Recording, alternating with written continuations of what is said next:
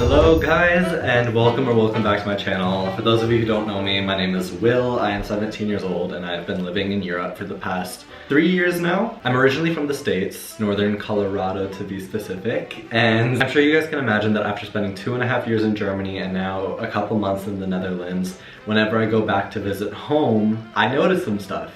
Some are some small differences and others are some very noticeable differences, and today we're going to be talking about all of them. So let's get into the reverse culture shocks that I notice when I'm back in the States after living in Europe. Okay, let me make a disclaimer real quick. On my past 2 culture shocks videos, there have been some people in the comments taking this stuff personally. That's not the goal, that's not my intention. I'm not trying to be anti-American or anything, or saying that one place is better than the other. This is literally just stuff I've noticed. You can't come at me for things I've noticed. Hello. Okay, so without further ado, let's talk about supermarket culture. I touched on this in my German culture shocks video, but I think that there's a lot more to say about it. Let's start with how much you buy. In my experience going to the supermarket or the grocery store in the States, it's kind of for maybe 3 or 4 days on average. You go once or twice a week, but probably not more than that unless you have some sort of special thing going on. And you get one of those big like carts, like the big red Target carts, and you like fill it until it's like at the brim. I'm in a family of 5, so just keep that in mind when I'm talking about this. And then you use those groceries throughout the week. Not so much here. People probably go to the supermarket once a day, maybe even twice a day. I've seen people go to the supermarket for just like 1 or 2 items regularly. That's not like an anomaly. It's just kind of factored into your daily activities, and after a while I found myself doing the same thing. In Germany and the Netherlands, there's also a lot of like fresh markets, usually on the weekends or in the afternoons of the weekdays. So you can go and get fresh food that you will usually consume that same day as well. This kind of falls under the category of supermarket culture, but I will also talk more about it later. But I had this one experience on my first night back. We had flown from Germany into Colorado, and before we had gone back to our house, we stopped at Target, and I had just gotten off like this long ass flight. I was in my airport outfit. I was just not feeling it. I was like, okay, I'm gonna get some food and then I just wanna like lay down. I walk in and the woman working there goes like, "Hi friend, are you having a sunny day?" Something along the lines of that, and was like jumping in my face, like arms out, like, "Hey," and I was standing there like, I was just not used to that energy. I'm so tempted to talk more about this, but I'll talk later, I think that can be interpreted in a couple different ways. Sometimes it's nice to have those interactions. Other times, like there is something refreshing about the fact that like in Germany, when you go to the supermarket, the workers are there to work, the customers are there to get their stuff, and that's just kind of the dynamic. It's like here, gone. You know what I mean? I hope that's not rude. Similarly, small talk is very different. Now keep in mind, majority of my knowledge from living in Europe has been from living in Germany, and the rest from living in the Netherlands, so this is not generalizing the entire continent of Europe. So I've already talked about the workers, like asking, "How's your day going?" That's just not a thing in Germany specifically. But then also when you run into people on the street that you know, or when you're out in town, I feel like it's very different. In the States, it's more like, "Oh hey, like good to see you, how are you? Okay, well I'm on my way, I gotta go, lots to do, gotta go run my errands." But in my experience, if I would walk past my friends at a cafe, or I would bump into them in town, we'd usually hang out for anywhere from 5 minutes to a couple of hours. Like it would be more of a, "Are you busy right now? Okay, do you wanna come hang out with us?" And my parents and siblings also have those similar experiences where it's not such a quick interaction. It's more of a, if you're gonna engage in a conversation, it's gonna be a full conversation. It's not gonna be like a couple quick questions and go. All right, the next thing is portion sizes. There are countless stereotypes associated with every place on the planet, which means that there are countless stereotypes associated with the United States, and a lot of them revolve around stuff like this. So I'm just gonna assume that all of you guys are well versed in your knowledge of places in the world and what's true and what's not true, so I'm not trying to contribute to these stereotypes, but this was re-brought to my attention when my good friend Ikra, who you guys might know from my London vlog, was visiting Texas on holiday and posted a photo of her drink. She ordered like a medium drink, and it was, if I held it up here, I wouldn't be able to fit my hand around it, maybe halfway, and it would be from the top of my head to my neck, like high. So I was hyper aware of this the next time that I went back to the States. And sure enough, a large drink in Germany or the Netherlands was pretty much the equivalent of a small drink in the US. Also, even in the supermarket in Germany, if you're going to buy like a Coca-Cola, let's say, just the size of like the cans that they offer, or the bottles that they offer, are literally just smaller than the ones in the States. You'd have to buy more than one in order to equal what you could get one of in the States. Does that make sense? I've noticed this like so much with drink sizes. I haven't paid that much attention to like meal or snack portion sizes, but it was something to think about. It was like, you've seen those big gulps before? I personally never drink in a big gulp, but I've seen like big gulps in gas stations, and I'm just kind of like, what? Like, hi, is that a reasonable size? I don't think that's a reasonable size. Okay, this is something that fascinates me. I don't know why, it's just very interesting to me as I continue to connect the dots. I feel like a little detective, and I'm sure a lot of you guys are gonna be like, no shit, Sherlock. But in terms of restaurants and tips, so let's circle back to the waiter slash bartender slash barista worker experience. And I want to use Dutch Bros coffee as an example. I'm sure most Americans would know what Dutch Bros coffee is. For people from other places in the world, it's basically just this drive-through coffee chain where you drive up in your big car and you just grab your coffee. But they're known for their customer service. And I'll admit, like, it's fun to go to Dutch sometimes when you're like with your friends, you pull up, you have a chat with the worker. They're all these kind of like cool college kids. They probably have a septum and like dyed hair, a shag cut, a mullet. But here's how they get you, all right? I'm gonna paint you guys a picture. In this scenario, I'm the Dutch worker and you're the person just trying to get their damn coffee. Good morning, oh my gosh, it's such a beautiful day today. How are you? Oh cool, do you have any plans for the rest of your day? Well, you look great, I love your outfit. All right, so here's your total, and do you want a tip? So they hold this like, these buttons right in your face that say $1, $2, or $3. You think if I'm getting a $3 coffee, the lowest amount I could tip is like 33%. But they always get me. Like every time I do the dollar. Okay, here we go. No tip. No thank you. I got it. Sure. Yeah, what should we do? I'll do the dollar. Yeah, thank you. Yeah. So sometimes it does feel a bit ingenuine, although it is like a fun experience. But that is something quite common in the States, which segues into tips and tipping. So people working at restaurants or baristas, etc., are highly dependent on tips in the US, and it's considered to be very rude if you don't tip. It's just something you do. I'm sure you guys have seen like BuzzFeed articles of like celebrities that don't tip it right, you know? And you might be surprised, like, why is that a big deal? Because tips aren't as big of a thing in EU. It's because the restaurants basically pay their workers with the intention that they will be receiving tips as majority of their hourly income. A result of this is that in almost any place in Europe, you can go to a cafe, get a coffee, and with that alone can spend your entire afternoon there. You can go to a restaurant with your friends, get your meals, finish your drinks, be completely done, table is cleared, and hang out for many hours afterwards. And that's not uncommon. But in the US, they're trying to get as many people in and out as possible so that they can get their tips and actually be paid for their work, which makes sense. So you get in, workers at your table, they're saying, okay, how can I help you? What can I get you? Are you guys ready to order? So they take your order and then they're bringing the food out as fast as they can, and then they put the bill down on your table, like sometimes even before you're finished eating. And they're like, okay, anything else I can get you guys? And they keep coming around to check if you paid the bill. So a very different culture in general, which is understandable because that's how they gotta make money.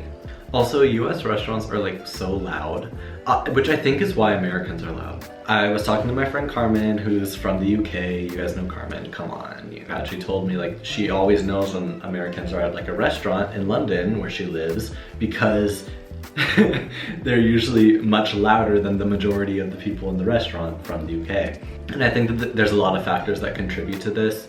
One is that if you go into 99% of American restaurants, there's music playing, usually different songs out of different speakers. Sometimes there's those TVs on in bars, especially. Like there's like 8 TV monitors playing 8 different shows with speakers playing music, people talking, laughing, yelling. Maybe in certain restaurants they have like pinball machines and like whatever those little turn the thing, the soccer players kick it, foosball. There's just a lot of noise and commotion, forcing you to obviously be louder. So anyway, that's always a bit of a culture shock when I come back, because it's just like, everyone, like, hey. So a couple minutes ago I talked about Dutch Bros, which I want to circle back to and talk about coffee culture. You know what's funny to me is I feel that coffee culture and talking about coffee and ordering coffee and just making plans around coffee is such a bigger thing in the US, yet the coffee itself is so much worse. No, I'm not trying to be rude, but you can't deny it. You go, there are so little times since living in Europe that I've gone back to the US and been like, damn, that was an okay coffee. No, why don't we know how to do it? Hello? Like, think about how many people start their day with coffee. Don't you think it should be like carefully crafted if someone's gonna consume it every single day? And I'm not just talking about like the sugary, like vanilla caramel, extra shot of vanilla, iced latte with whipped cream and caramel drizzle. Like, that's not what I'm talking about. I'm literally even just talking about if you order a cappuccino or an espresso or a black coffee with milk. Aren't they the same beans? Like, that's my question. I'm like it's the same process. So anyway, that's its own thing. There's also a lot more iced coffee in the US. Iced coffee just really isn't a thing in Germany and Netherlands. Sure, you can get it, but what I've seen is more common are like cold brew drinks, which I actually prefer because you think a cold brew is brewed cold and iced coffee is hot coffee with ice in it, so it kind of dilutes the experience. You know what else about iced coffee is that it's usually 90% ice and 10% coffee. They rip you off so hard. They will charge you $6 for like a cup of ice with a drop of coffee in it. I've been a victim of this many a times, always forgetting. That could also just be a Starbucks thing, like globally. Now, all that being said, water is free. Water is free in the States, and Americans might be like, yeah, no shit. Like, hi, we're humans, like we gotta drink water to survive. Water in bathrooms in Germany, and especially the Netherlands with the bathrooms, cost money.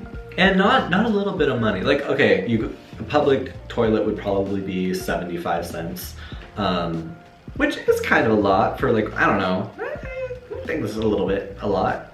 But water, if you order a bottle of water or even a tap water, it's usually 4 or 5 euros. And that's not even at like a nice place where they're like, here's your 12 euro bottle of water that we literally filled up for free at our tap. Enjoy. All right, we have a beverage theme going on here, so I'm gonna add one more to the list, but it's a fun one because it is alcohol. The most prominent difference, first thing I noticed was alcohol and driving age. So I just arrived in Europe and I go out and I see these kids that like haven't even started puberty, like chugging a beer. So I turn to my friend and I'm like, okay, wait, so they're underage and they're drinking in public? Like, damn, they must not care at all. And she was like, they're actually of age and there's no laws here about drinking in public.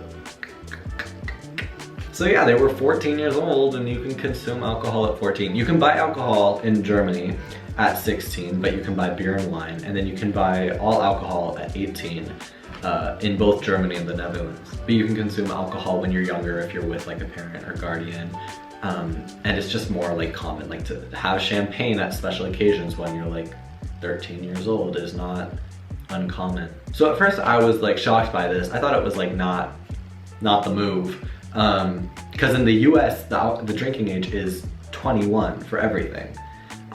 And the more I started to understand it and the more it was explained to me, the more I was like, why is the US drinking age 21? Because Driving is introduced at 18. You can start your driving course at 17, but it's around 18 or 19 where most kids get their license in the EU, as opposed to the States when it's 15 and 16.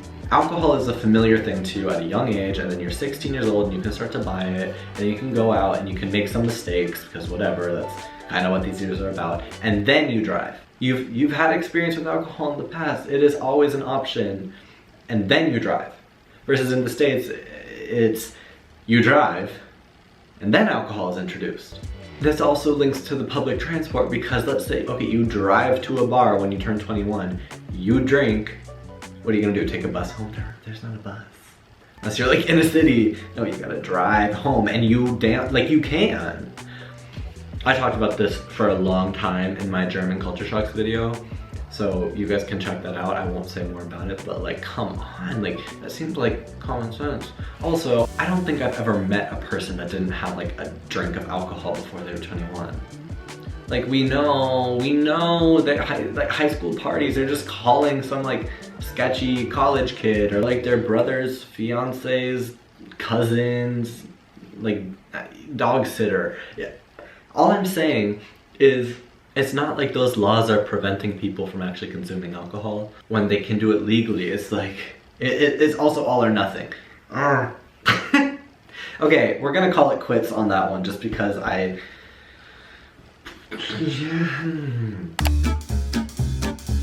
you know, I'm kind of hot, guys. Ooh, it's warm in this sweater. I wish I had some air conditioning. Oh my god! Speaking of, the next topic is air conditioning. I'm sorry, I'm sorry, I'd like to apologize. So most places in Europe, they don't have air conditioning, which environmentally is like, woo! Like, oh, lovely. But I will tell you, it catches up on you in the summertime when it's like, because Europe also has heat waves, and then you don't have air conditioning, so you're like opening your windows, but you're just like basically allowing more hot air to come in, so you're just like kind of just like in this like muggy, swampy setting. It's gross. Anyway, I always have my windows open. And it's nice kind of this time of year in the spring, because there's that cool air, but it's not like overwhelmingly cool when I can only open my window for like a minute in the winter. Yeah, that's kind of a small one, but it is always a shock when I come back to the States in the summer and then I walk into my house and it's like cold. There's also significantly less public transport in majority of the cities in the States. The only public transport I've taken in all of the US was a tram in San Francisco, but that was more for like a tourist experience. The subway in New York, which I've done a couple times for practical reasons.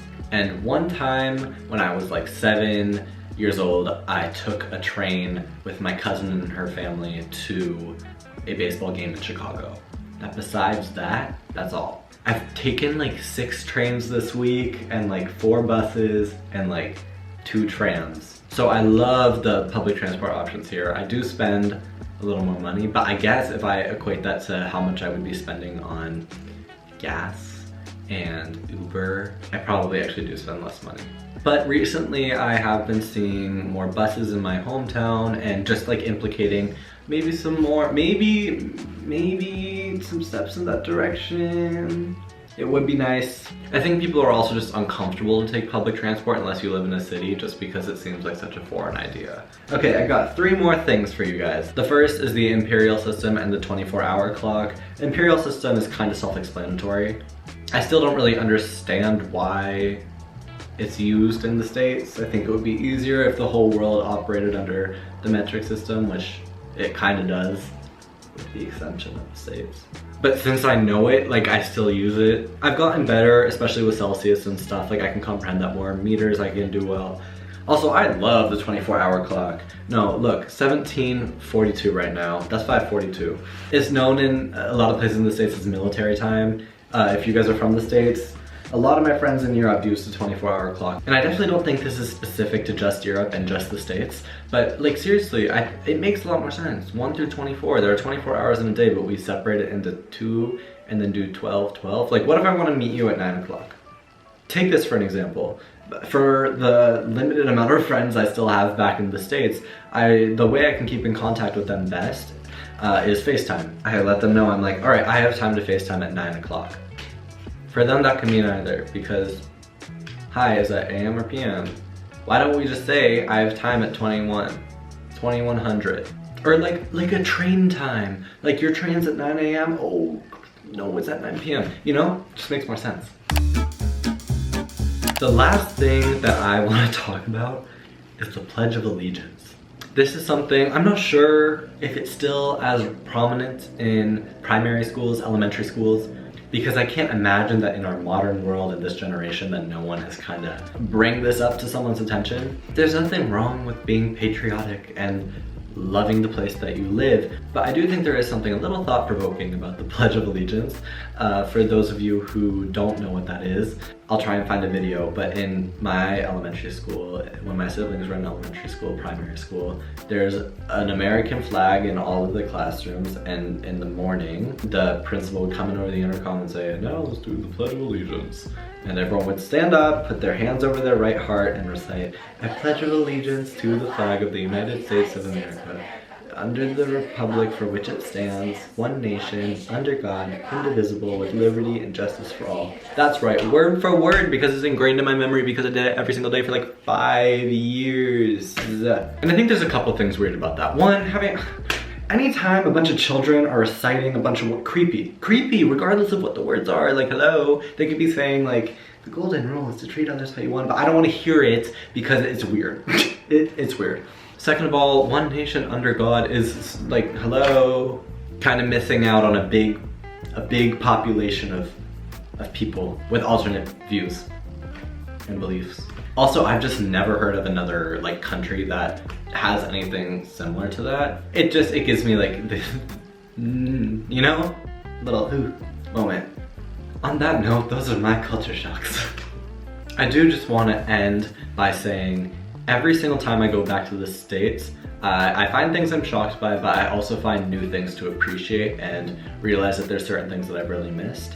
And then upon arrival to Europe, I also have those culture shocks and differences, and I also find things that I miss. So I'm really lucky to be able to experience the best of both worlds and just like have this experience, live over here, compare and contrast. And I hope that you guys found this interesting. Regardless of where you're from, I hope that you had some stuff to learn, whether that's about the States or about the Netherlands and Germany. And if you guys made it all the way here, thank you so much for watching. Feel free to like, subscribe, I don't know, like, button's literally right there. Not that much work. And much love to you all. Bye.